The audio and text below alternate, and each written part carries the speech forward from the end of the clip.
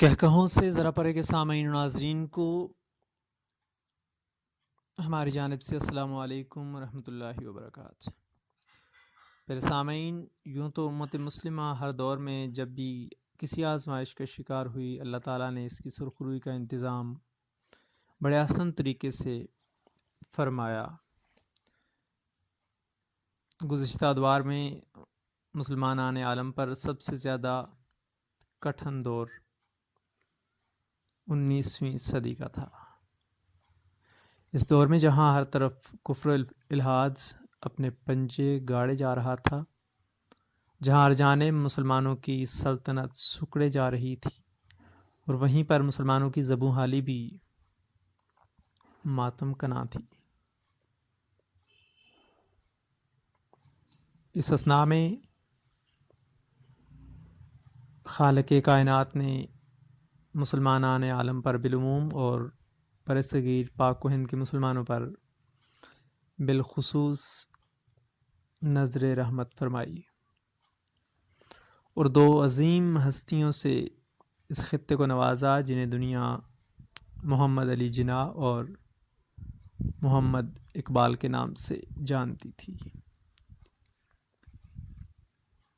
ان دو ہستیوں کے پرکشش اور یگانہ روزگار فلسفے نے دنیا کو مجبور کیا کہ دنیا انہیں قائد اعظم اور ڈاکٹر علامہ محمد اقبال کا خطاب دے۔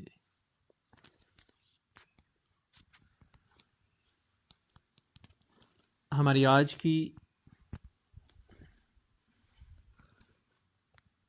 یہ مختصر سی کاوش حضرت ڈاکٹر علامہ محمد اقبال کے نام سے منسوب انہی کے ایک کلام سے انتخاب کر کے، یہ آفتاب کیا، یہ سپہر بری ہے کیا، سمجھا نہیں تسلسل شام و سحر کو میں، اپنے وطن میں ہوں کہ غریب الدیار ہوں، ڈرتا ہوں دیکھ دیکھ کے اس دشت و در کو میں، اور کھلتا نہیں میرے سفر زندگی کا راز، لاؤں کہاں سے بندہ صاحب نظر کو میں، اور حیراں ہے بو علی کہ میں کہاں سے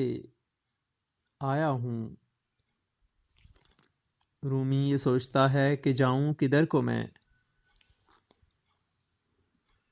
اور جاتا ہوں